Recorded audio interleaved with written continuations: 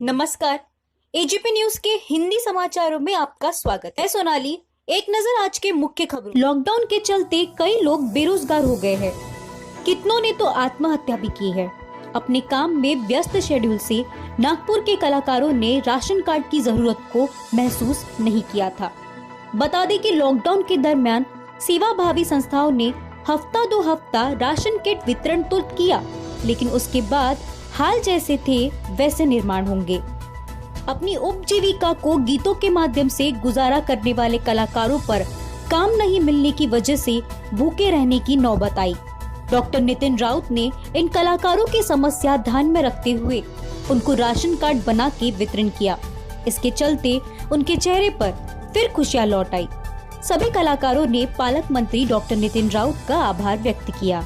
अनाज की तो 2 दिन 4 दिन 5 दिन के देंगे, ये साल भर तो हमें मदद नहीं करने वाले। जो कलाकार है हमारे क्षेत्र के, उनके अंदर वो उपजी कला की होती है और वे कला के क्षेत्र में अपने आप को उभारते हैं और बड़ी मुश्किल से उनको नाम मिलता है। जब भी बड़े बड़े फंक्शन होते हैं शहरों में, उस समय कलाकार अपने कला का प्रदर्शन करते हैं, लेकिन एक कोरोना के पीरियड में उन लोगों को जिस प्रकार से काम मिलना चाहिए वो काम मिल नहीं पा रहा है और बड़े मुश्किल में आए। तो उन लोगों ने मुझे अप्रोच किया कि भाई हमको कुछ इंतज़ाम हमारे लिए भी हो। तो मैंने उनके जो टेम्परेरी राशन कार्ड बनाकर उनको सरकार की तरफ से मदद देने की योजना बनाई और आज इसके ही कार्ड का वाटप यहाँ पर किया गया। भाजपा के नवनियुक्त प्रदेश सचिव राजेश बाकने के स्वागत के दौरान कर्फ्यू आदेश का उल्लंघन करते हुए कल रामनगर पुलिस स्टेशन में 40 भाजपा पदाधिकारियों पर एफआईआर दर्ज किया गया है। बता दें कि भाजपा की राज्य कार्यकारिणी हाल ही में घोषित की गई थी। रविवार को उन्हें धनतोली में भाजपा जिला कार्यालय में सम्मानित किया गया। तदनुसार सुबह 11 बजे विधायक डॉक्टर पंकज भोयर और सत्का मूर्ति बाकने कार्यालय पहुंचे थे।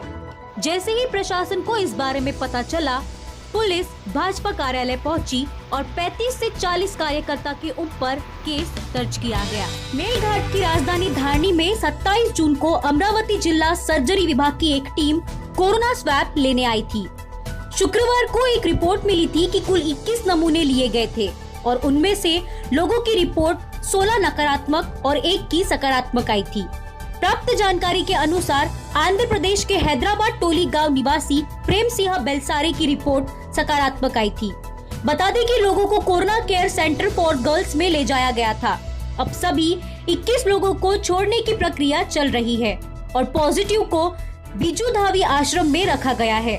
स्थानीय प्रशासन उन सभी टोली गाँव के लोगों को समझा रहा है। मरीज को बिजू धावी आश्रम क्वारंटीन किया है। मध्य प्रदेश के नवगठित मंत्रिमंडल के कैबिनेट मंत्री हरदीप सिंह डंग शनिवार को उज्जैन पहुंचे। उन्होंने महाकाल के दर्शन किए और मीडिया से रूबरू हुए। मंत्री पद की शपथ लेने के बाद मंदसौर जाते हुए उज्जैन रुके। महाकाल से देश में अमन शांति की कामना की। कांग्रेस के बारे में कहा, कमलनाथ और दिग्विजय सिंह के पास कुछ नहीं बचा। शिवराज सरकार से जो भी जवाबदारी मिलेगी उसे पूर्ण रूप से निभाएंगे।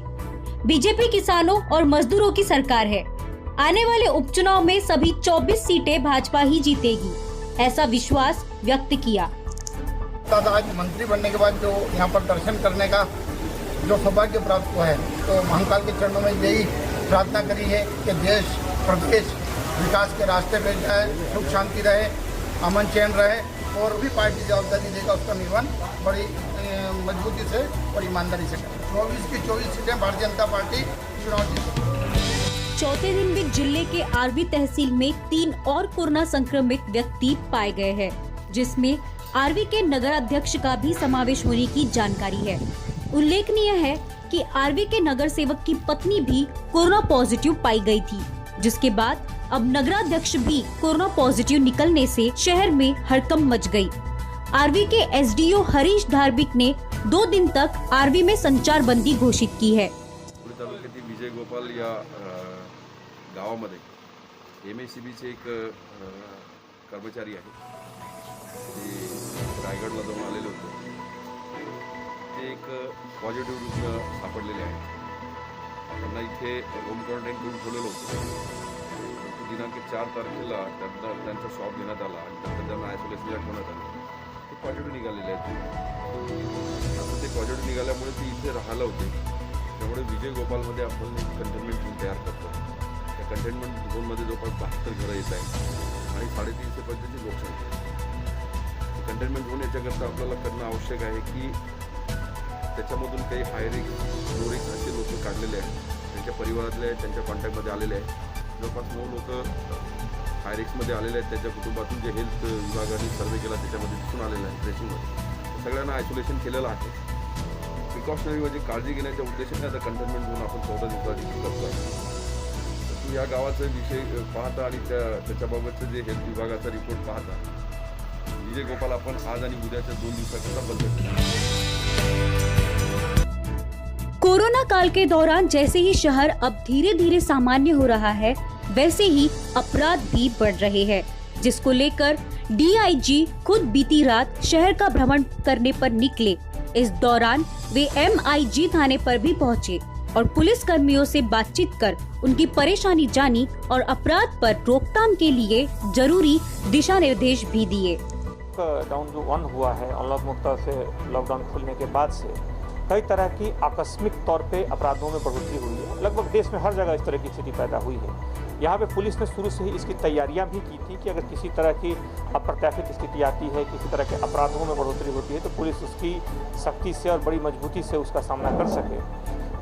उसी मामले को बिंदु को लेकर के लगातार थानों में लोगों को सजग किया जा रहा है. अपने जो हमारी टीम है उसको ज़्यादा इसके लिए सचेत किया जा रहा है कि मुख्य तौर पे जो प्रॉपर्टी ऑफेंसेज हैं उसको लेकर के वो सजग रहें. बारिश के समय में यूँ भी देखें तो पूरे साल में बारिश के समय नकबजनियों में वृद्धि हो जाती है, लेकिन इस समय नकबजनी के साथ साथ अगर किसी भी तरह के प्रॉपर्टी ऑफेंडर्स या चैन स्नैचिंग इस तरह की घटनाएं न बढ़ें, इसलिए पुलिस लगातार प्रयास कर रही है. और उसी कड़ी में हम लोग थानों में अपने जवानों से और जो साथ के अलग अलग हमारे अन्य अधिकारी हैं उनसे बात कर रहे हैं और उनको इसके लिए जरूरी निर्देश दिए जा रहे हैं. के लिए देखते रहे AGP. हमारे चैनल को सब्सक्राइब करें, ऊपर बेल आइकॉन को दबाना न